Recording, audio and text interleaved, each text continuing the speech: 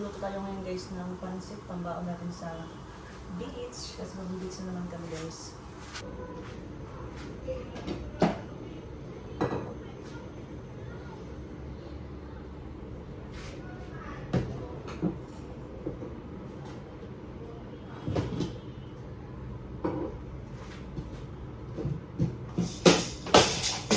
Cloves. Nilagay tayo ng mantika.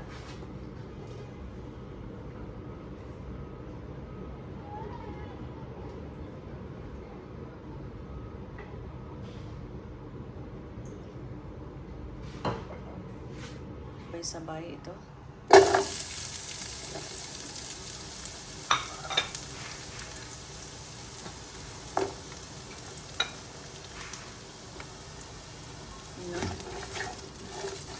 Maya lang ang apoy natin para hindi masunog ang ating bawang at sibuyas. Sabay-sabay na yung ating gigisa. Ayan. So pagka ganito nga guys na mapula-pula na yung ating bawang at sibuyas, lagayan natin yung ating manok. Gusto natin. Ayan. Hahaluin ko lang to guys.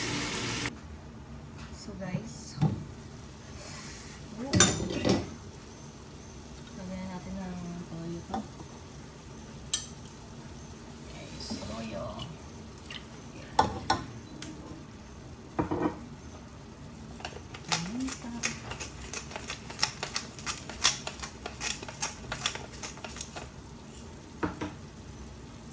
Asin.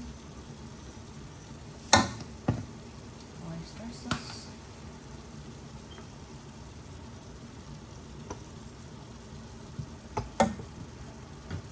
Then, mekos-mekos lang. Ayan. Mekos-mekos lang natin guys. Lalagay na rin natin yung gulay sabay-sabay. Hindi ko na uunahin kasi yung carrots naman mabilis yung maliit. Kasi manipis ang ayat. Isa lang natin ito guys.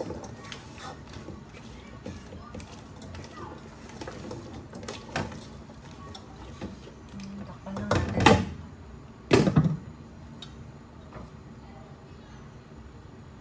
Oops, wait lang guys. Nakalimutan ko yung celery. Lagay na rin natin yung celery natin. Ang pabaw kasi ang celery. So, iba-iba ang style ko ito ng pagluto ng pansit guys. Minsan walang celery, minsan meron. Depende sa mood ko. Ito naman kasi yung celery, pampabango ito. Masarap din ito. Yan, takpan lang natin. Pansit, ayan o. Kasi mas masarap yung maraming sahog guys. Ayan o, dami pang repolyo. Makagulay kasi ako guys. Ayan, takpan ulit natin.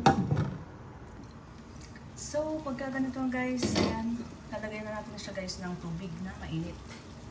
Sasabawan natin siya guys. Kailangan para paluhin lang guys kung sobrahan ng tubig. Ayan.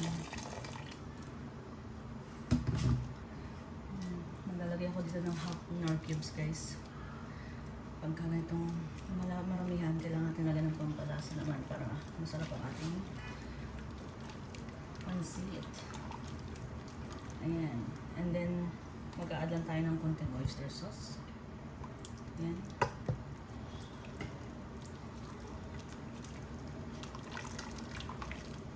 Papakuluin lang ito natin guys. And then, ilalagay na natin mamaya yung ating bihon. So guys, tingnan natin yung ating pansit. Ayan. So, bumubulak na siya guys. Ilalagay na natin yung ating half kilo ng bihon.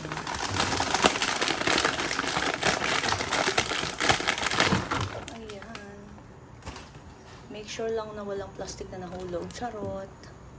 Ayan yung ating half kilo. Ayan. So, ayusin lang natin to guys. So, ito yung itsura guys pag medyo malambot na yung bihon. So, pag-aawayin na lang natin yung mamaya guys para humiwalay. Charot. So, ayan guys. Napaghiwalay na natin yung bihon, no? Ilalagay na natin dito guys yung ating repolyo habang may sabaw pa siya. Ayan. Para sabay-sabay maluto. Ayan. So, ayan guys. Nalo ko na guys. Ayan. Iigahin lang natin to guys.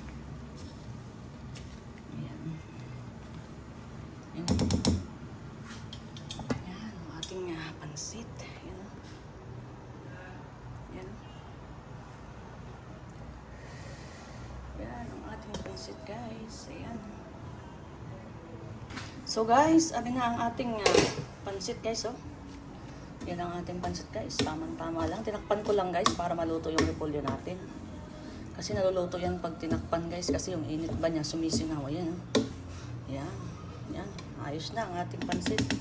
Baon namin sa beach. Ayan.